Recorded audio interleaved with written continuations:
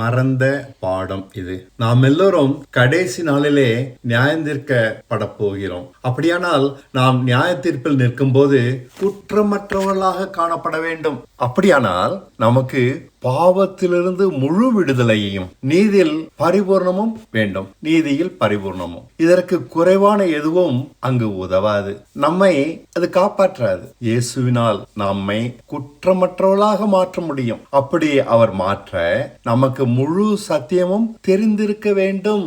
சத்தியம்தான் ஒருவனை விடுதலையாக்கும். யோவான் 8:32 சத்தியத்தையும் அறிவீர்கள், சத்தியம் உங்களை விடுதலையாக்கும் என்றார். சத்தியம் எப்படி ஒருவனை விடுதலையாக்கும் பார்ப்போமா? சத்தியம் என்பது 3 விஷயங்களை விவரிக்கிறது. பாவம் என்றால் என்ன? 1. 2. நீதி என்றால் என்ன? அதையும் அறிஞ்சிருக்கணும். பாவம்னா என்னன்னு அறிஞ்சிருக்கணும். நீதி என்றால் என்னன்னு அறிஞ்சிருக்கணும். அதுல தெளிவு இருக்கணும். எதையோ பாவம் நினைச்சுக்கிறோம், எதையோ நீதி நினைச்சுக்கிறோம். அப்படி இருக்க கூடாது. 3.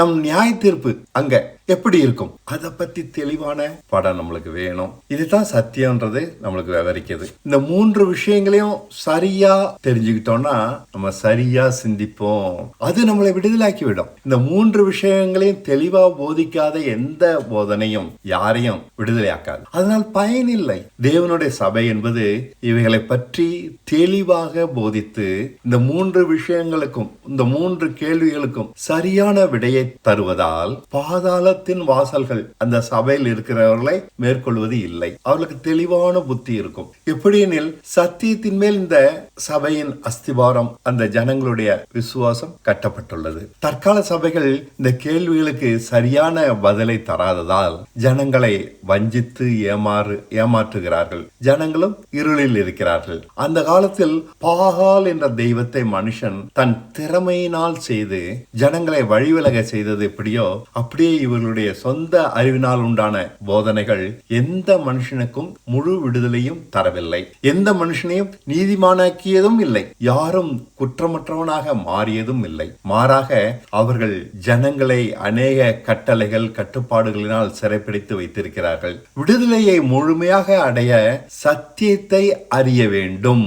சத்தியத்தையும் அறிவீர்கள், சத்தியம் உங்களை விடுதலாக்கும். இயேசு கிறிஸ்து கூட விடுதலாக்க மாட்டார். சத்தியத்தை அறிகிற அறிவு விடுதலாக்கும். அது நம்மளுக்குள்ள இருக்கணும். நாம் மற்ற போதனைகளை பின்பற்றக்கூடாது. சத்தியத்தை பின்பற்றணும். பொதுவாக செழிப்பான வருமானம், உலக ஆசீர்வாதத்தை மட்டும்தான் மற்ற சபைகள் வாக்கு பண்ணுகின்றன. சரி, நாம் இந்த கேள்விகளுக்கான சரியான பதிலை பார்ப்போம். முதலாவது, பாவம் என்றால் என்ன? இயல்பிலேயே நாம் சுயநலவாதிகள். அதனால் நாம எதை செய்தாலும் அது பாவம் தான். சுயநலமா இருக்கிறதுனால சுயநலமான மாம்சத்தில் தீமை மட்டும்தான் வாசம் பண்ணுகிறது. பாவம் என்ன? அது தீமை. மாம்சத்தினால் பிறக்கிறதெல்லாம் மாம்சமாயிருக்கும் என்றார் இயேசு. யோவான் 3:6. மாம்சத்தினால் பிறக்கிறது மாம்சமாயிருக்கும், ஆவினால் பிறப்பது ஆவியாயிருக்கும். ஆகையால் நம் சுபாவம் முழுக்க தீமைதான். அதிலிருந்து பாவம் மட்டுமே வெளியே வரும். இதனால் நாம் அப்போஸ்தலர்கள் பவுல், யோவானை போல நன்மைகளை செய்ய விரும்பினாலும் முடியவில்லை. விரும்பாத தீமையை தான் செய்கிறோம்.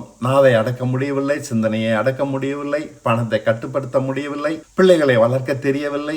சரி, இவர்கள் மாம்சம் என்ற சுயநலத்தை, பவுல், யோவான் மாம்சம் என்ற சுயநலத்தை மேற்கொண்டு தேவனுக்கு முன் தங்களை சுத்தவான்களாக காத்துக்கொள்ள கற்று தேறினார்கள். நமக்கோ என்னதான் கட்டுப்பாடாக நடக்க தெரிந்திருந்தாலும் தேவனுக்கு முன் பரிசுத்தமாக நடந்து கொள்ள தெரியவில்லை. நம் மனசாட்சி எல்லா செயலிலும் குற்றம் கண்டுபிடிப்பதில்லை.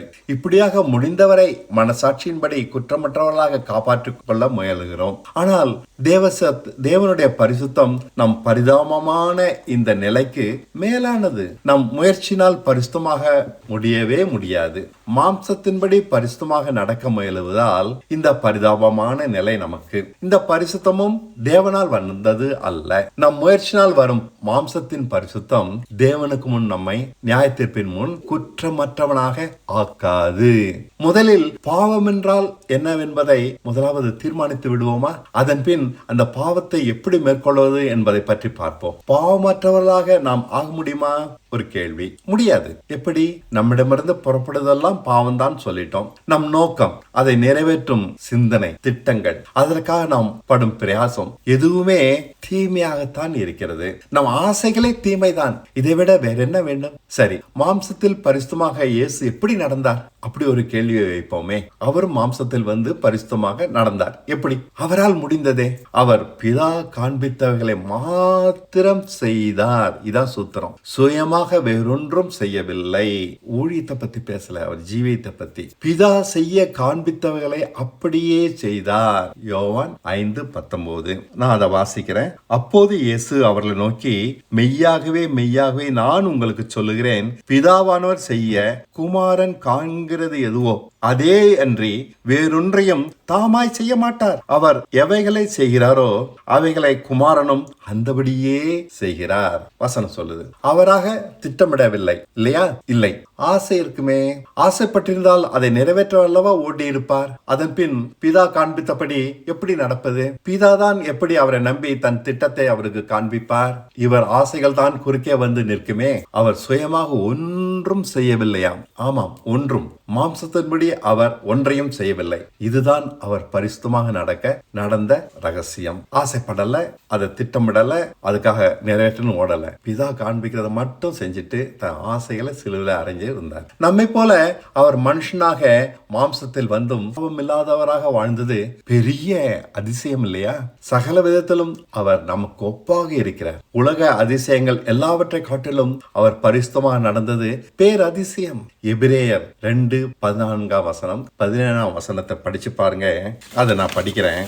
ஆதலால் பிள்ளைகள் மாம்சத்தையும் இரத்தத்தையும் உடையவர்களாக இருக்க அவரும் அவர்களை போல மாம்சத்தையும் இரத்தத்தையும் உடையவரானார். 17 எந்த வகையிலும் தன் சகோதரருக்கு அவர் ஒப்பாக ஆக வேண்டியது இருந்தது.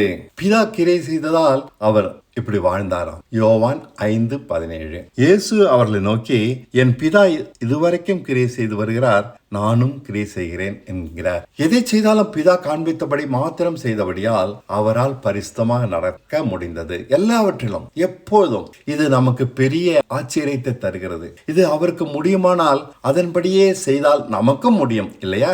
அப்படி நடக்கிற ஒரு மனுஷனைத்தான் பவுல் ஆவிக்குரியவன் என்கிறார். இதையே புதிய ஏற்பாட்டின் பிரமாணமாகவும் அறிவிக்கிறார். பழைய ஏற்பாட்டில் தான் 10 கற்பனைகள் ஆகிய நியாய பிரமாணம் இருந்தது. புதிய ஏற்பாட்டில் ஆவியின் பிரமாணம். அது எழுத்தின்படி இல்ல, இப்படித்தான் புரிந்து கொள்வதற்காக வைத்திருக்கப்பட்டிருக்கிறது. ரோமர் 8:2. கிறிஸ்து இயேசுவினாலே ஜீவனுடைய ஆவியின் பிரமாணம் என்னை பாவம் மரணம் என்பவைகளின் பிரமாணத்தில் நின்று விடுதலாக்கிற்றே. பாவத்திலிருந்து மட்டும் இல்ல, கடைசி நாள் சாவோம் நம்ம நினைச்சிட்டு இருக்கோமே, அந்த மரணத்திலிருந்து விடுதலை.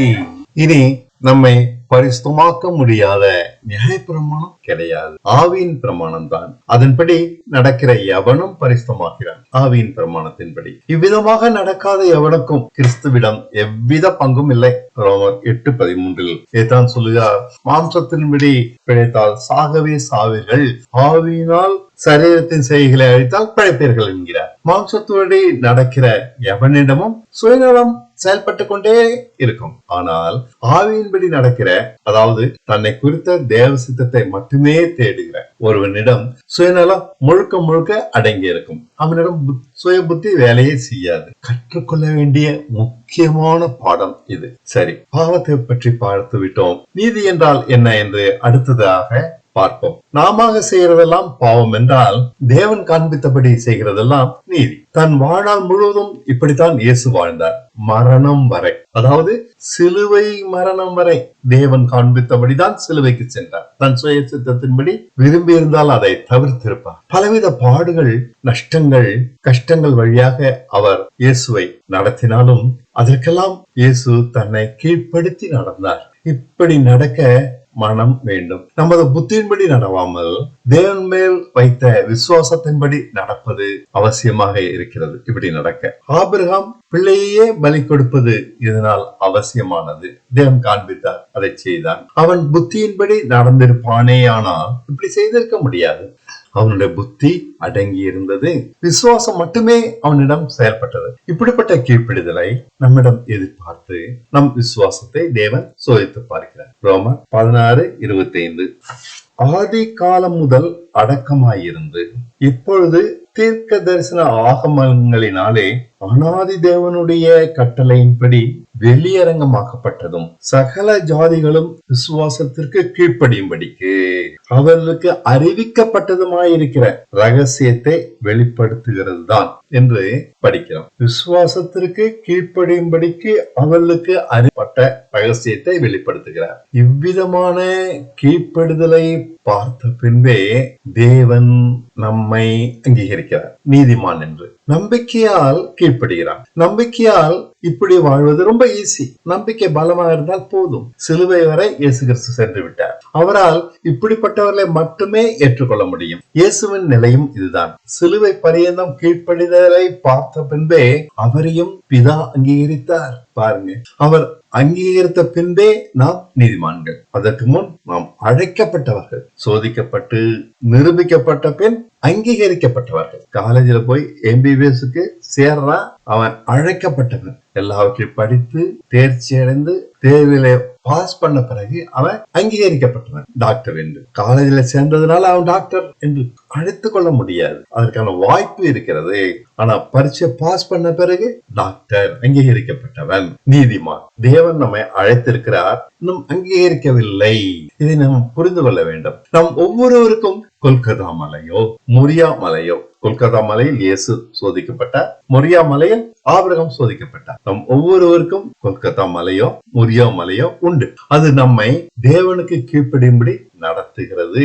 நம் கீழ்ப்படிதல் பூர்ணம் இருக்கிறது. இதைத்தான் தேவன் நம்மிடம் எதிர்பார்க்கிறார், அங்கீகரிக்க. தேவனை நம்பி கீழ்ப்படிதலை நாம் நிறைவேற்றுகிறோம் நம்பிக்கையினாலே. இதுதான் விசுவாசத்தினால் உண்டாகிற நீதி அல்லது தேவநீதி என்று அழைக்கப்படுகிறது. இவ்வகையான கீழ்ப்படிதல் விசுவாசத்தினால் மட்டுமே உண்டாவதால் விசுவாசத்தினால் வருகிற கீழ்ப்படிதல் என்று சொல்லுகிறார் பவுல். ரோமர் 1:17. விசுவாசத்தினாலே நீதிமான் பிழைப்பான் என்று எழுதியிருக்கிறபடி விசுவாசத்தினால் உண்டாகும் தேவநீதி விசுவாசத்திற்கென்று வெளிப்படுத்தப்பட்டிருக்கிறது சுவிசேஷத்தினாலே என்று சொல்லுகிறார். தேவநீதி இதுதான் புதிய ஏற்பாடு. விசுவாசத்தினாலே வருகிற கீழ்ப்படிதல் இதுதான் புதிய ஏற்பாடு. நம் முயற்சினால் வருகிற பலவீனமான 10 கற்பனைகளுக்கான கீழ்ப்படிதல் ஒருவனையும் பூர்ணப்படுத்தவில்லை. யாராலும் முழுமையா கீழ்ப்படிய முடியல.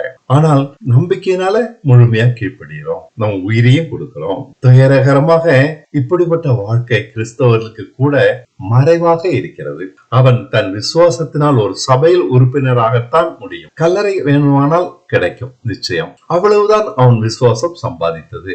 கற்க வேண்டிய முக்கியமான பாடத்தை கற்கவில்லையே. சரி, மூன்றாவது, நம் நியாய தீர்ப்பு எப்படி இருக்கும் என்று பார்ப்போமா?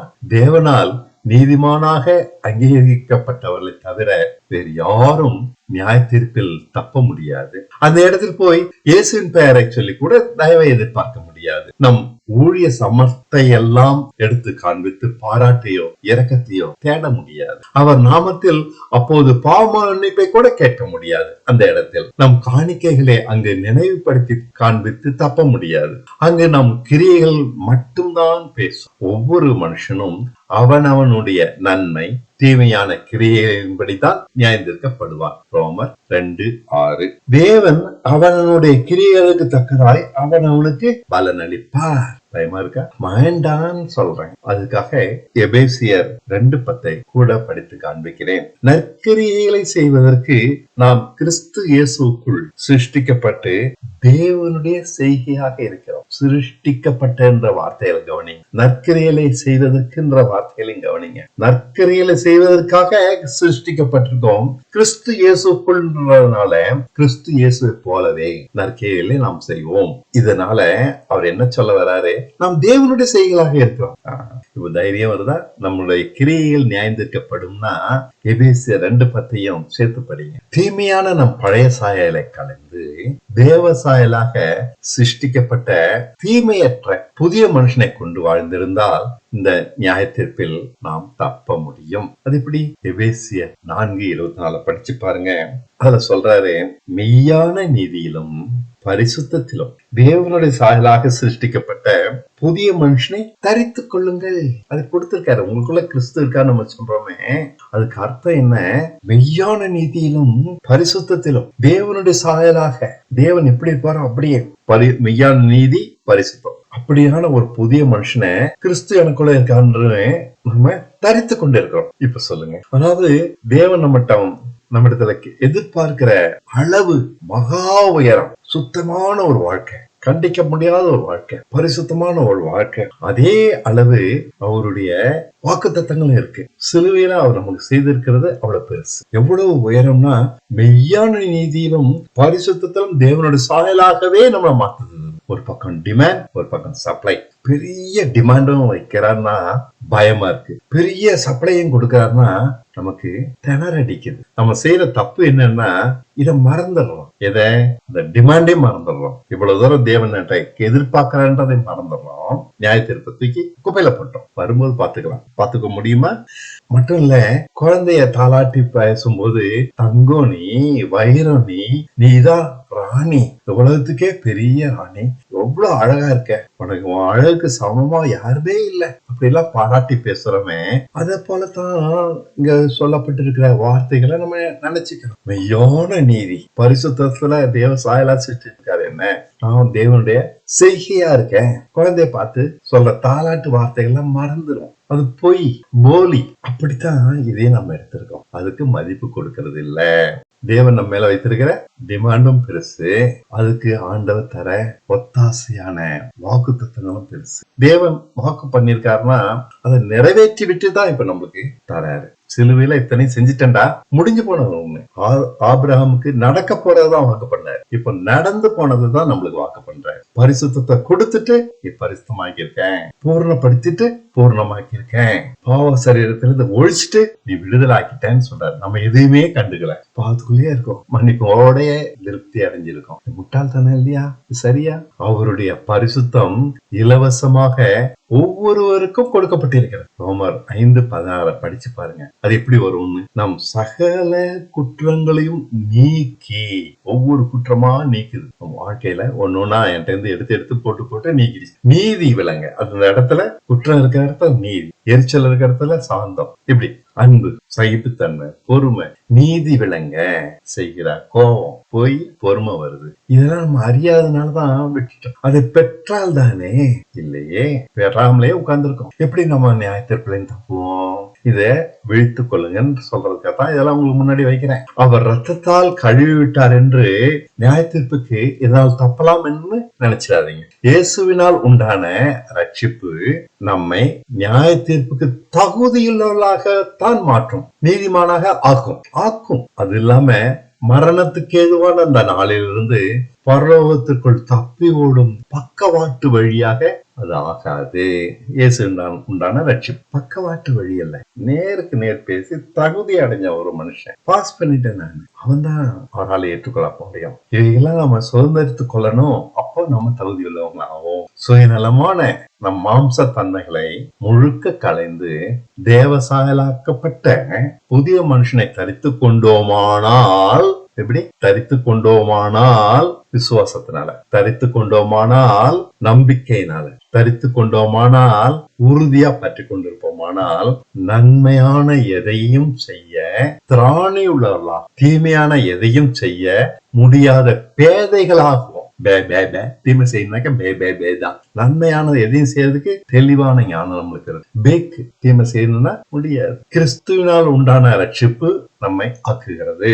நன்மை செய்ததுக்கு ஞானி, தீமை செய்யறதுக்கு பேதை. பாருங்கய்யா, வசனம் எவ்வளவு பெரிய பெரிய காரியங்களும் முன்னாடி அப்படியே செதறடிச்சு, தங்கமும் வைடூரியமும் வைரங்களும். நம்ம இதெல்லாம் மறந்துட்டு ஏதோ அந்த பக்கம் ஒரு வார்த்தை இந்த பக்கம் ஒரு வார்த்தைன்னு வாரம் எதையோ பேசுனதே பேசி தூங்கிட்டு இருக்கோம். சர்ச்சுக்கு போயிட்டு வந்து ரோமர் 16:19 இப்படி சொல்லியிருக்கு, உங்கள் கீழ்ப்படிதல் யாவருக்கும் தெரிய வந்திருக்கிறது, ஆகையால் உங்களை குறித்து சந்தோஷப்படுகிறேன். ஆனாலும் நீங்கள் நன்மைக்கு ஞானிகளும் தீமைக்கு பேதைகளுமாக இருக்க விரும்புகிறேன். ரோமர் 16:19. நன்மைக்கு ஞானிகள், தீமைக்கு பேதைகள். ஏற்கனவே சொன்னல, சபையில நம்ம இருக்க சகல குற்றங்களும் நீதி விளங்க செய்கிறார். ரோமர் 5:16 இருக்கு.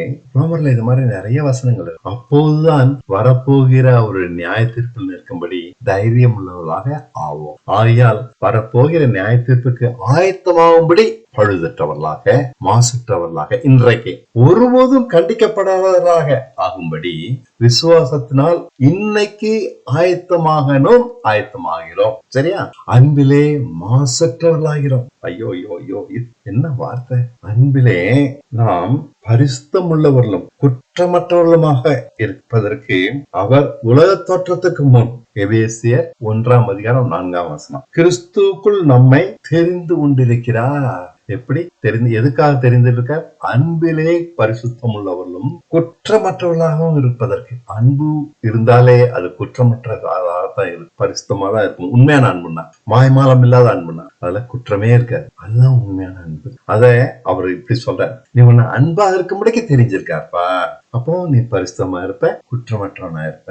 ஏதோ ஒரு வார்த்தை இங்க கவனிச்சு வேற மாதிரி இருக்கு இல்லையா? தெரிஞ்சிருக்காரு, என்ன ஊழியம் செய்யறது தெரிஞ்சிருக்காரு, எனக்கு வரங்களை கொடுத்து நோயில சுமங்கள் தெரிஞ்சிருக்கிறாரு. இப்படிதான் நம்ம தீர்க்கதரிசன வரம் தெரிஞ்சிருக்காரு நம்ம கேள்விப்பட்டிருக்கோம். இங்க வேற ஒண்ணு சொல்றாரு, இந்த தெரிந்து கொள்ளுதான் சரியான தெரிந்து கொள்ளுதல். அது இல்லாம உங்ககிட்ட இருக்க தீர்க்கதரிசன வரமோ ஊழிய வரமோ நோயில சுமக்க எதுவுமே வேஸ்ட். சரியான வார்த்தை வேஸ்ட். ஏமாத்தல நானு, உண்மையான வார்த்தை. அது உங்களை அழிச்சிடும், இதுதான் உங்களை பாதுகாக்கும். தெரிஞ்சிருக்காருன்னா அதை சுதந்திரிக்கணும். இதுக்குதான் அழைச்சிருக்கிறாரு. அன்புல மாசற்றவனும் குற்றமற்றவனா இருக்கும்படிக்க அழைச்சிருக்காரு, தெரிஞ்சிருக்காரு, செலக்ட் பண்ணிருக்காரு. எல்லாரையும் செலக்ட் பண்ணலையா? கோடி கோடியான ஜனங்க இருக்கிறாங்க இந்த உலகத்துல. என்னையும் உன்னையும் செலக்ட் பண்ணிருக்காரு. ஏமாத்தலாமா? அன்புல குற்றமற்றவனும் பரிசுமா ஆகணும். அது இப்படி ஆகுறது. எபேசியர் 1:3 படிச்சு பாருங்க. 4 இப்படி சொல்லிட்டு 3 எப்படி சொல்றாரு, நம்முடைய கர்த்தராகிய இயேசு கிறிஸ்துவின் பிதாவாகிய தேவனுக்கு ஸ்தோத்திரம், அவர் கிறிஸ்துவுக்குள் உன்னதங்களிலே ஆவிக்குரிய சகல ஆசீர்வாதத்தினாலும் நம்மை ஆசீர்வதித்திருக்கிறார். எதுங்க ஆசீர்வாதம்? உன்னதங்கள்ல அன்புதான், அதான் உன்னதமானது. ஆவிக்குரிய ஆசீர்வாதம் வேலை, வீடு, காரு இது இல்ல. ஆவிக்குரிய ஆசீர்வாதம் எது? அன்பு, சாந்தம், சகிப்புத்தன்மை, நம்பிக்கை, மன்னிக்கிற குணம். இதுதாங்க இரக்கம், தயவு, அக்கிரமத்துக்கு இடம் கொடுக்காம நீதிக்கு பணிஞ்சு போறது, பொறுமை. இதாங்க ஆவிக்குரிய எல்லா குணமும் அன்பினாலதாங்க உண்டாகுது. இந்த அன்பைத்தான் நம்மளுக்கு கொடுத்துட்டு ஆசீர்வாதம் சொல்ற. அன்பா இருக்கணும்னு எதிர்பார்க்கிறாரு 4 சொல்லுது. அன்பை கொடுத்திருக்கிறாருன்னு 3. 1:4 அத அதுக்காக தெரிஞ்சிருக்காருன்னு சொல்லு. நீ அன்பை கொடுத்துட்டாரு, அன்பா இவ்வளவுதான். அன்பா இருக்கிறது கஷ்டம். 3 படிக்காருன்னா 4 படிச்சுட்டு நின்னோன்னா கஷ்டம். 3 படிச்சுட்டு மறந்துடுறோம். குழந்தைய செல்லம் பாராட்டினாலும் குழந்தை மறந்துடும். தப்பு செஞ்சா ஓங்கி அடிப்போம். செல்லம் குழந்தைக்கு மட்டும் இல்ல, நமக்கு கொடுத்த வார்த்தை அதனுடைய அர்த்தம், அதோட வெயிட்டேஜ் 4 படிக்கும் போதுதான் புரியும். தெரிஞ்சிருக்கிற நீ அன்பை கொடுத்துருக்க, இதை புரிஞ்சுக்கிட்டனுங்க. வார்த்தைகளை அலட்சியம் பண்ணிடலாம், அதை புரிஞ்சுக்கிடாதனால. நாம 2ஆம் வருகைக்கு ஆயத்தமாகிறது, இயேசு கிறிஸ்தன் வருகைக்கு ஆயத்தமாகிறது இப்படிதான். அவர் வரும்போது நியாயத்திற்கோடு வருவார். யார் எடுத்துப்பாரு? அன்புல பழுதில்லாதவர்களா, மாசற்றவங்களா, குற்றமற்றவங்களா இருக்கிறவங்கள மட்டும் தான் எடுத்துப்பார். மற்றவங்களுக்கு எல்லாம் டாட்டா தான். அதனால நாம பழுதற்றவர்களாக ஆக வேண்டும். இதுதான் ஆயத்தமாகிற வழி. இயேசு கிறிஸ்து எப்ப வருவார்னு ஆராய்ச்சி பண்றோம். ஆயத்தமா இருக்கிறது எப்படின்னு ஆராய்ச்சி பண்ணல, தெரியல. அவரும் தன் வார்த்தையினால் நம்மை கழுவி கரை திரை ஒன்றும் இல்லாதவர்களாக பரிசுத்தமும் பிழையற்றவர்களுமாக ஆக்குகிறார். எபேசியர் 5:27. கரை திரை முதலானவைகள் ஒன்றும் இல்லாமல் பரிசுத்தமும் பிழையற்றதுமான மகிமையுள்ள சபையாக அதை தமக்கு முன் நிறுத்தும்படிக்கு தம்மை தாமே அதற்காக ஒப்பு கொடுத்தார். எப்படி? நம்ம கரை திரை ஒன்றும் இல்லாதவர்களாக. எப்படி இப்படிலாம் பேசுற? பரிசுத்தத்தை எந்த வகையிலும் சொல்ற. பிழையற்றவர்களாக, கரைத்திரை ஒன்றும் இல்லாதவர்களாக. அதுக்கு என்ன செய்யணும்? 5:27 இப்படி சொல்லுது எபேசியர் 5:26. திருவசனத்தை கொண்டு தண்ணீர் முழுக்கினால் சுத்திகரித்து பரிசுத்தமாக்கி. வசனத்தை தண்ணி அதை வச்சே கழுவுற. இப்ப நான் பேசுற வசனங்கள்லாம் என்னது? இதை வச்சு நம்ம கழுவிக்கிறோம். நமக்கு தைரியத்தை கொடுக்குது இந்த வசனம், நமக்கு நம்பிக்கையை விதைக்குது. நம்ம உருட்டுருவோம், ஆண்டவருக்கு முன்னாடி பரிசுத்தமா இருக்க முடியும்ன்ற திட்ட நம்பிக்கைய ஊணுது நம்முடைய இருதயத்துல. இதை அனுதினமும் நம்ம நேரம் கிடைக்கும் போதெல்லாம் செய்யணும். அனுதினம் என்ன அடிக்கடி செஞ்சுக்கணும். நம்ம மறதி நம்மளுடைய எண்ணத்துல இருந்து இது மறைஞ்சிடக்கூடாது. மறந்துடுவோம். அதுக்காகத்தான் கழுவி கொள்கிறாருன்னு சொல்றாரு. அழுக்கா பேதுரை பார்த்து உன் காலம் மட்டும் கழுவுறேன்டான்றாரு. இல்லங்க தலையில இருந்து உள்ளங்கார வரைக்கும் கழுவுங்கன்றாரு பேதுரு. இல்லப்பா, முழுதும் குளிச்சவன் பரிசுத்தமா இருக்கிறான், அதனால காலம் மட்டும் கழுவுறேன். இதாங்க அதுக்கு அர்த்தம். ஆண்டவர் நம்மளை ரட்சித்துட்டாரு, அடிக்கடி கழுவிக்கணும். இந்த பழக்கத்தை நம்ம மறந்துட்டோம். தேவ வசனத்தினால நம்ம கழுவி கொண்டே இருக்கணும். அது கொடுக்குற தைரியத்தினால பிழைக்கிறோம். விசுவாசிக்கணும்.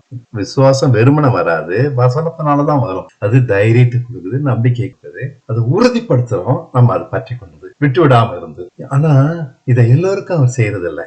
ஏன்னா எல்லோரும் அவரால் நடத்தப்பட இடம் கொடுக்கறது இல்ல. சிலுவை பரையாந்தான் போகணும் இல்லையா? யாருக்கு அது பிடிக்காது. அவரால் நடத்தப்படுவது அவர்களுக்கு முட்டாள்தனமாப்படுது. என்ன நானே நடத்திக்கிறேன், அவர் யாரு என்ன எனக்கு நடக்க தெரியும், என் வாழ்க்கையை எப்படி அமைச்சுக்கணும் அவருக்கு அது எனக்கு புத்தி சொல்லும். அவர் யாரு என்ன வாழ்க்கைய அமைச்சு தர்றது, நானே அமைச்சுக்கிறேன். இப்படிதாங்க முழு உலகமும் கெட்டு போய்க்கிறேன். சுய புத்தி இது இல்லாத ஒரு மனுஷன் தான் ஆபிரகாம். அதனால தான் அவன் விசுவாசிகளின் தாப்பன். பிள்ளைய கூட பலியிடுனாலும் செய்யறான். இப்படிதாங்க நம்ம சோதிச்சு பார்த்தாரு. இவ்வாறாக அவர்கள் தங்கள் வாய்ப்பை பரிசுத்தமாகிற வாழ்ப்பை அவங்களுக்காக தான் இயேசு கிறிஸ்து மரிச்சிருக்கிறாரு. ஆனா அதை இழந்து போயிடுறாங்க. விசேஷமா நாம் தேவனால் நடத்தப்பட்டால் ஒழிய வரப்போகிற நியாயத்திற்கு யாரும் தப்ப முடியாது. ஆண்டவர் நம்ம நடத்தினால்தான், இந்த மாதிரியான வசனங்கால கழுவி நம்மளை ஆயத்தப்படுத்தினால்தான் வரப்போற நியாயத்திற்கு தப்ப முடியும். வசனங்கள் கழுவி நம்ம விசுவாசத்துல வளர்த்து பலசாலியா நிற்போம். நம்ம சாதிச்சிருப்போம். அந்த வசனங்கள் நம்மகிட்ட நிறைவேறி இருக்கும். இது மிக தெளிவாக புரிகிறது. நாம் உலகத்தில் சிறப்பாக பணம் சம்பாதித்து வாழ்வதற்காக விசுவாசிப்பதை காட்டிலும் பழுதற்ற வாழ்க்கை அடைந்து அவரை மகிமைப்படுத்த விசுவாசிப்பதே சரி இல்லையா?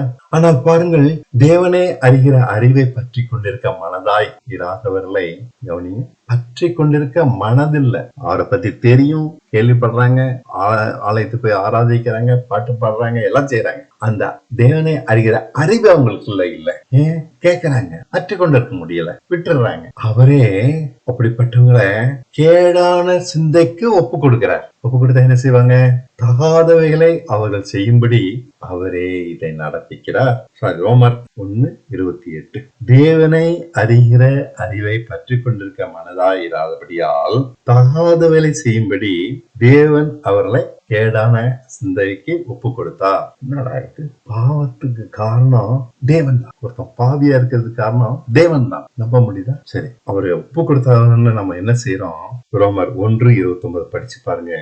அவர்கள் சகலவித அநியாயத்தினாலும் வேசித்தனத்தினாலும் துரோகத்தினாலும் பொருளாசையினாலும், நம்மகிட்ட இன்னைக்கும் இருக்கு பொருளாசை, குரோதத்தினாலும் நிறையப்பட்டு பொறாமையினாலும் கொலையினாலும் வாக்குவாதத்தினாலும், வாக்குவாதமும் இருக்கு நம்மகிட்ட, வஞ்சகத்தினாலும் வன்மத்தினாலும் நிறைந்தவர்களாய். இப்படி அவர் நிறைய அடுக்கிட்டே போறாரு. 29 36 வசனம் வரைக்கும் போகுது. அதை படிச்சு பார்த்தோம்னா நம்மகிட்ட சாதாரணமா காணப்படுகிற பல சுவாபங்கள் அங்கு பேசப்பட்டிருக்கு. சுவாப அன்பு இல்லாதவர்களாய், உடன்படிக்கை மீறுகிறவர்களாய், இப்படிப்பட்டவர்களை செய்கிறவர்கள் மரணத்துக்கு பாத்திரவான்கள் என்று தேவன் தீர்மானித்த நீதியான தீர்ப்பை தாங்களும் செய்வதும் மட்டுமில்லாமல் அப்படி செய்கிறவர்களையும் அவங்களோட இணைஞ்சு போறாங்க. இது எனக்கு ஆச்சரியமா இருக்குங்க. ரட்சிக்கும் கையும் அவர்தான், கெடுக்கும் கையும் அவர்தான். இதனால்தான் அவர் பேரு சர்வ வல்லவர். ஒருத்தன் கெட்டு போறான்னா தேவனாலதான் கெட்டு போறான். ஒருத்தன் ரட்சிக்கப்படுறான்னா தேவனாலதான் ரட்சிக்கப்படுறான். ஒருத்தனை பரிசுத்தத்துக்குள்ள கொண்டு போறான்னா அது தேவனுடைய செயல். ஒருத்தன் கெட்டு போறான்னா அதுவும் தேவனுடைய செயல். ஆச்சரியமா இல்லையா? இது யாரும் பயப்படும்படி பயங்கரமா இருக்கு. விசுவாசிக்கிறவர்களை அவர் நடத்தி பழுதற்றவர்களாக மாற்றுகிறார். சகலவித குற்றங்களை நீக்கி அவர்களை நீதிமானாக்குகிறார். மறுபக்கம் அவரை அறிகிற அறிவை பற்றிக்கொள்ள மனதில்லாதவர்களை, எல்லாருக்கும் அந்த அறிவை தர மனுஷனா பிறந்த எல்லாருக்குமே கொடுக்கிறாரு. அதை பற்றிக்கொள்ள மனதில்லை.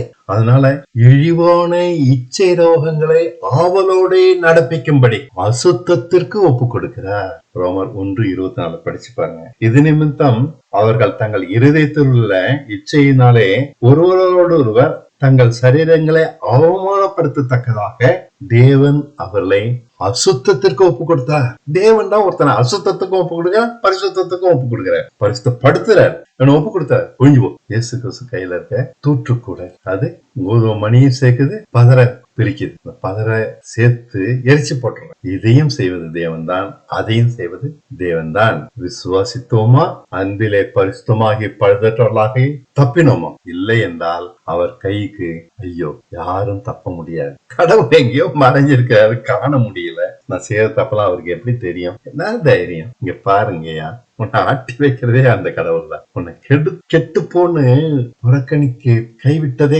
கடவுள் தான். அதனால்தான் இப்படி சீர்கெட்டு கிடக்க, சீரழிஞ்சு போயிருக்கோம். நம்மளோட வாழ்க்கைய திரும்பி பாருங்க ஐயா, எவ்வளவு தூரம் சீரழிஞ்சு கிடக்குதுன்னு. இச்சை ரோகங்களை ஆவலோட பார்த்து பயப்படும்படி அவர் பயங்கரமாகத்தான் இருக்கிறார். மற்றொன்று, நம்மேல் வரக்கூடிய நியாயத்தீர்ப்பாகட்டும் ரட்சிப்பாகட்டும் அது எதுவென்று இந்த உலகத்திலேயே ஒரு மனுஷன் கண்டுபிடித்து விட முடியும். நாம் ரட்சிக்கப்படுவோமானால் நம்மேல் தேவ சாயம், அதனால் உண்டாகிற நற்குணங்களும் கீழ்ப்படிதலும் உண்டாகி இருக்கும். இல்லாவிட்டால் தப்பிதமான பலன்களை தருகிற சீரழிந்து போகிற வாழ்க்கை தான் நமக்கு மிச்சமாக இருக்கும். உண்மை இதுதான். நான் ரொம்ப பயமுறுத்துறேன்னா சரி, உண்மையை கொஞ்சம் உத்து பார்ப்போம். தேவன் நம்ப முடியாதவைகளை நமக்கு வாக்கு பண்ணுகிறார். ஒரு பெரிய சந்ததியே உனக்கு பிள்ளையாக கொடுப்பேன்னு ஆபிரகாமுக்கு வாக்கு பண்ணார். நம்ப முடியாது என்றாலும் ஆபிரகாம் நம்பினான், சந்தேகப்படவில்லை. நம்பியதால் அவன் தப்பித்து விட்டான். ஈஸி தானே நம்புறது, அவ்வளவுதான். நீதிமானாக மாறிவிட்டான், ஆசீர்வாதம் அடைந்தான். அவ்வளவு சிம்பிள் இது. நமக்கும் தேவன் பழுதற்ற அசைக்க முடியாத வாழ்க்கையை நம் மாம்சத்தில் வாக்கு பண்ணுகிறார். நீதியான வாழ்க்கை இது இயேசுவின் ரத்தத்தின் மூலம் வாக்கு பண்ணுகிறார். நாமும் நம்ப முடியாதவைகளை நம்பி நடந்தோமானால் அடைந்து விடுவோம், ஆபிரகாமை போல. இவ்வளவுதான் ரட்சிப்பு. ஆனால் தேவன் நம் விசுவாசத்தின் உண்மையை சோதித்து அறிந்த பின்பே நமக்கு செய்கிறார். அதுக்கு டைம் எடுக்கிறார். நான் விசுவாசிக்கிறேன் என்று சொல்லுகிறவர்களுக்கெல்லாம் அவர் செய்வதில்லை. பலர் இந்த இடத்தில் ஏமாந்து போகிறார். விசுவாசிக்கிறேன், சர்ச்சுக்கு போறேன், காணிக்கை செலுத்துறேன், நல்லா பாட்டு பாடுறேன், ஊழியம் செய்யறேன், ஏமாந்து போறேன். ஆபிரகாமின் விசுவாசத்தின் உண்மையை பல முறை சோதித்து பார்க்கப்பட்டது. பெத்த பிள்ளை துரத்தி விட சொல்றாரு, கடைசியில பிள்ளையும் பலியிட சொல்றாரு, சேர்ந்து வாழ்ந்த அப்பா அம்மா சொந்தக்காரங்களை விட்டு வெளியில வர சொல்றாரு, ஊரை விட்டு போன்னு சொல்றாரு, காட்டுக்குள்ள போய் கூடாரம் அமைச்சு அங்க போய் தனியா வாழ சொல்ற. எந்த பாதுகாப்பு இல்ல. ஆடு மேய்ச்சி பழைப்பு நடத்தலாம். அவரை ஒரு நாள் 2 நாள் பல வருஷம் குழந்தை போல அவன் சொல்றபடியெல்லாம் செய்வதால் தன்னை நிரூபித்தான். தன் சுய சித்தத்தின்படி நடக்கவே இல்லை. நடக்கணும்னு நினைச்சிருந்தா ஓடியாந்து இருப்பான் என்னைக்காவது. அதுக்கு வாய்ப்பு இருந்தது, அது போக அவனுக்கு மனசு இல்லை. தேவனுடைய அன்புனால அவரை பற்றி இருக்க நம்பிக்கை, அதனால உறுதி, அதான் விசுவாசத்தின் உண்மைன்னு நான் சொல்றேன். இதனால் அங்கீகரிக்கப்பட்டு நீதிமான ஏற்றுக்கொள்ளப்பட்டான். நாம் நினைக்கிறபடி இது நம்பி நடக்காதவர்களுக்கு அவ்வளவு எளிதான விஷயம். இவ்வாறாக நாம் விசுவாசத்தினால் நீதிமானாக ஆவதற்கு வெகு தூரம் செல்ல வேண்டியுள்ளது. வனாந்திரத்திலே இஸ்ரேல் ஜனங்களிடம் இதை காணலாம். அவர்களுக்கு பாலும் தேனும் ஓடுகிற தேசத்தை தருவதாக வாக்களித்து விட்டார். ஆனால் அதை அவர் உடனே செய்துவிடவில்லை. செங்கடலை கடந்த அவர்கள் வாக்குத்தத்த தேசத்தை தேடினார்கள். அவர்கள் கண்டதோ புல்லும் முளைக்காத, வாழ தகுதியற்ற தனிமையான வனாந்திரம். எல்லாம் நேருக்கு மாறாக இருந்தது. இதை கண்டு கோபப்பட்டனர், முறுமுறுத்தனர். அதனால் அவர்களை அழித்தார். அவர்களுக்கு தேசத்தை தரவில்லை. வழியிலேயே மாண்டனர். புறப்பட்ட 6 லட்சம் குடும்பத்தில் 2 குடும்பம் மாத்திரம் தேசத்திற்குள் சென்றனர். மற்ற அனைவரும் வாக்குத்தத்த தேசத்தை அடைய முடியாமல் இழந்து மோசம் போனார்கள். புறப்பட்டாங்க, இழந்துட்டாங்க. அதுதான் நம்ம பார்க்கணும். கற்க வேண்டிய விசுவாச உண்மையை கற்கவில்லையே, நம்பிக்கையில் உறுதியை கற்கவில்லையே. சின்ன விஷயம், அதை மட்டும் சரியா செஞ்சிருந்தாங்கன்னா ஆபிரகாம் மாதிரி ஓடி இருப்பாங்க. வாக்கு பண்ணி விட்டுமே, செய்து தொலைப்போன என்று தேவன் தன் வாக்கை நமக்கு எப்படியானாலும் நிறைவேற்றி விடுவார் அப்படின்னு தான் நம்ம நினைக்கிறோம். கிடையாது, அப்படிலாம் நினைக்காதீங்க.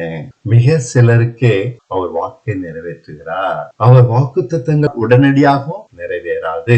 உண்மையான விசுவாசம் உள்ளவர்களுக்குத்தான் நிறைவேறும். நம்மை அவர் உத்து கவனித்து பார்த்து பார்த்து பார்த்து தேர்ந்தெடுக்கிறார். இயேசு கிறிஸ்து கையில இருக்கிற தூற்றுக்குடைதான். தன் வாக்கின்படி செய்ய தகுதியுள்ளவர்களாக காணப்பட்டால்தான் நமக்கு அதன்படி செய்வார். நம்பி நடந்தோமானால் தப்பினோம். இஸ்ரேல் ஜனங்களுக்கு அவர்கள் நம்பிக்கையின் உண்மையை வெளிப்படுத்த வனாந்தரம் இருந்தது. நமக்கோ என்ன இருக்கு?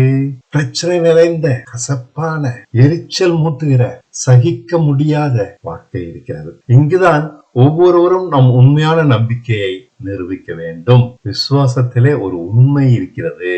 அதை வெளியே கொண்டு வரவே நாம் அனுபவிக்கிற தொல்லை, கஷ்டங்கள் எல்லாம். நமக்கு என்ன வாக்கு பண்ணிருக்கிறார் என்று யோசிக்கிறீர்களா? வேதத்தில் சொல்லப்பட்டிருக்கிற அநேக வார்த்தைகளின்படி எல்லாம் நாம் நடந்து விட முடியாது. சுத்தமானா, பொய் சொல்லாதவனா, கண்கள் இச்சை இல்லாதவனா, பொருளாசை இல்லாதவனா, வாக்கு தவறாதவனா, எதிரியை சிநேகிக்கிறவனா. ஆனால் அதை அவரே நம்மில் நிறைவேற்றுவார். பாருங்க, டிமாண்ட் பெருசு, சப்ளையும் அதிகம். நாம் செய்ய வேண்டாம். நம்மிடம் உண்மையான விசுவாசத்தை கண்டால் அதன்படி நம்மை நடக்க செய்யும். அவர் எப்போதுமே எல்லாமே எக்ஸ்ட்ரீம் தான். நம்மகிட்ட எதிர்பார்க்கறது எக்ஸ்ட்ரீமா தான் எதிர்பார்க்கிறாரு, எக்ஸ்ட்ரீமா தான் உதவியும் செய்யறாரு. இயேசுவை பாருங்களேன், அவரிடம் எல்லா வார்த்தையும் மாம்சமாகி, அதாவது சுவாபமாகி நிறைவேறி இருந்ததாம். நான் சொல்றேன், யோவான் 1:14 படிச்சு பாருங்க. அந்த வார்த்தை மாம்சமாகி கிருபையினாலும் சத்தியத்தினாலும் நிறைந்தவராக நமக்குள் வாசம் பண்ணினார். சத்தியன்றது டிமாண்ட், கிருபைன்றது சப்ளை. அதுக்கான உதவியும் டிமாண்டும் ஒன்னா இருக்குது அவர்கிட்ட. இதாங்க நம்மகிட்ட இருக்கணும். கிருபையும் சத்தியத்திலும் நாமும் நிறைஞ்சிருக்கணும். அவருடைய மகிமையை கண்டோம். பிதாவு ஒரே பேரானவருடைய மகிமைக்கு ஏற்ற மகிமையாகவே இருந்தது.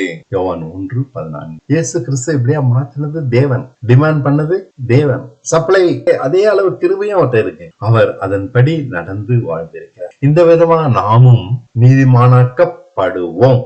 முற்றுப்பிள்ளை, அதுல கமாவே கிடையாது. படுவோம், நீதிமானாக்கப்படுவோம். நம் முயற்சினால் இது முடியாது, ஆனால் தேவனால் இது முடியும். ஆமா, நம் இலக்கம் இதுதான். குற்றமற்றவர்களாகி நீதிமானாக வேண்டும். இதுதான் ரட்சிப்பு. இவ்வளவுதாங்க. ஏதோ பாவ மன்னிப்பு போய் ரட்சிப்புன்னு சொல்லிட்டு இருக்காங்க.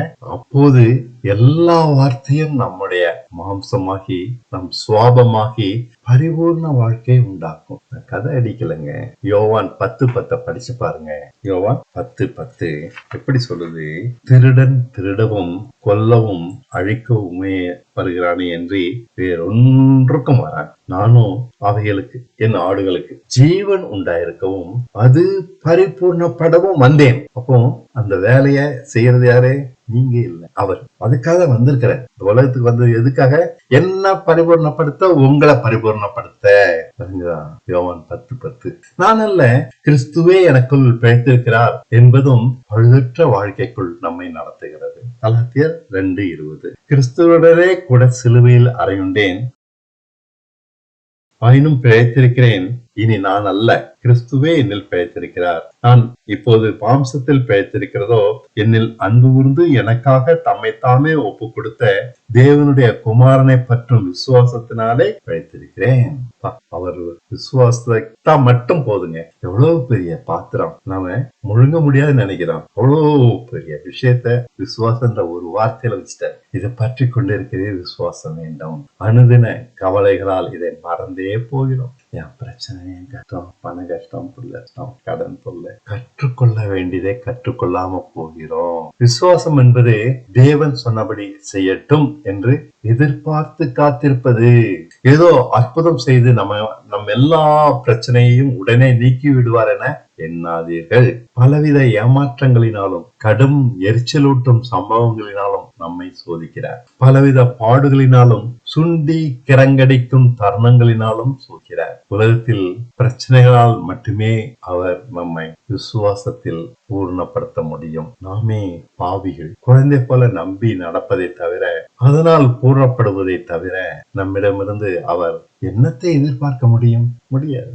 உறுதியான நம்பிக்கை போதுங்க. பெரிய பெரிய விஷயங்கள்லாம் ஆண்டு நம்மகிட்ட கேட்கல. உறுதியான நம்பிக்கை குழந்தை மாதிரி. ஆனால் விசுவாசிக்கிறோம் என்று குருட்டாட்டமாக நினைக்காதீங்க. சோதனைகள் தான் நம் உண்மையான உறுதியை வெளிப்படுது. சிரமமான சோதனை வேளையிலே உறுதியாய் நம்பி நடக்காவிட்டால் நாம் உண்மையில் விசுவாசிக்கவே இல்லை. வனாந்தரத்திலே மோசே பின்னே சென்ற இஸ்ரவேலர் அனைவரும் தங்களை விசுவாசம் உள்ளவர்களாகத்தான் கருதினார்கள். கேட்டா அப்படிதான் சொல்லுவாங்க. இருக்கும் இடமோ வனாந்திரம், எங்களை நடத்துவோரோ மோசே, தேவனை முகமுகமா தரிச்சிருக்கிறவர். எவ்வளவு பெரிய வாழ்க்கை எங்களை கொடுத்திருக்கிறார். இதுதான் என் தைரியம். ஆனால் தேசத்தை வெகு பார்க்க அனுபவப்பட்ட தூதர்கள் கொண்டு வந்து தந்த கேடான செய்தியை கேட்ட பின் அவர்கள் விசுவாசம், உறுதி எல்லாம் காணாமல் போனது. பயம் தொண்டையை பற்றி கொண்டது. அவர்கள் விசுவாசிக்கவில்லை. அந்த தேசம் பொல்லாத தேசம் என்று சொன்னார்கள். அவர்கள் வாக்கையை ஆண்டவர் நிறைவேற்றினார். அவர்கள் நம்பியது நடந்தது. சாவு அப்படின்னாங்க, செத்துட்டாங்க. விசுவாசியாத கடைசி மனுஷன் சாகும் வரை வாக்குத்தத்த தேசத்திற்குள் அவர்களை தேவன் நடத்தவே இல்லை. அவங்க வார்த்தை நிறைவேறுதுங்க. கவனிங்க, உங்க வார்த்தையை கவனிங்க. அது முக்கியம். விளையாட்டாவ பேசாதீங்க. அது உங்களை மேலே திரும்பி வரும். நம்மள வார்த்தை நம்மளை அழிச்சிடும். இப்படிதான் இஸ்ரவேல் ஜனங்க செத்து போனாங்க. பொல்லாத தேசம், எங்களால எதிர்க்க முடியாது, நாங்க செத்து போய் இந்த வனாந்தரத்திலே செத்து போயிட்டாங்க. அவங்களை ஆண்டவர் நடத்தவே இல்லை. பாருங்க, முன்னேறி சென்று அவர்கள் தேசத்தை சுதந்திரிக்கவும் இல்லை. அவர்கள் என்னத்தை விசுவாசித்தார்கள்? நம் விசுவாசமும் உறுதியற்றதாகவே இருக்கிறது. கற்க வேண்டியதை கற்கவில்லை. உறுதி இல்லாம இருக்கிறதுனால தான் தப்பு தப்பா பேசினாங்க. நம்முடைய வாயும் வார்த்தைகளும் தப்பு தப்பா வருது. எரிச்சல் பட்டு, கோவப்பட்டு, சாபமான வார்த்தைகள் வாயில நிறைஞ்சிருக்கு. உண்டா இல்லையா? உங்க மனசாட்சி உங்களே குற்றப்படுத்தும். எத்தனை கேடான வார்த்தைகள். நான் செத்து போட்டோம், நான் கேட்டிருக்கேன். நான் நரகத்துக்கே போறேன் சொல்ல கேட்டிருக்கேன். அப்படியே அங்கதான் போனாங்க அவங்க. நான் பார்த்திருக்கேன். அவங்களை காப்பாற்ற முடியல. எரிச்சல் வந்தானா எதையும் பேசிடுறது. நாமும் கூட விசுவாசத்தினால் நீதிமானாகியதாக நம்புகிறோம். அதே மூச்சோடு பாவத்திற்கு முற்றுப்புள்ளி வைக்க முடியாது என்று சொல்லுகிறோம். மேற்கொள்ள முடியாத மாம்சம் நமக்கு உண்டுன்னு சொல்லுகிறோம். இஸ்ரவேலரை போல வாதாடுறோம். எவ்வளவு பெரிய மாம்சம்.